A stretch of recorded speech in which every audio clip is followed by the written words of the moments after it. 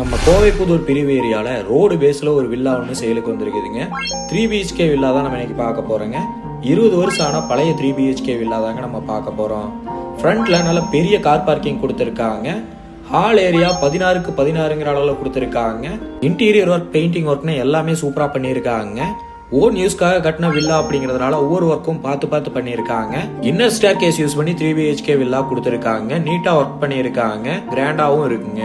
Dining size பாத்தீங்கன்னா 16க்கு 11ங்கிற அளவுல கொடுத்துருக்காங்க. மெயினான ஏரியால தான் அந்த ப்ராப்பர்ட்டி அமைஞ்சிருக்குதுங்க. பூஜை ரூம் செட்டப் 5க்கு 6ங்கிற அளவுல கொடுத்துருக்காங்க. மாடுலர் கிச்சன் கொடுத்துருக்காங்க.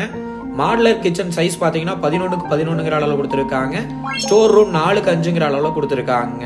கிரவுண்ட் ஃப்ளோர்ல ஒரு பெட்ரூம் கொடுத்துருக்காங்க. 10க்கு 16ங்கிற அளவுல மாஸ்டர் பெட்ரூமாவே கொடுத்துருக்காங்க. இன்டீரியர் சூப்பரா பண்ணிருக்காங்க. அட்டாச் பாத்ரூம் 6க்கு 6ங்கிற அளவுல கொடுத்துருக்காங்க.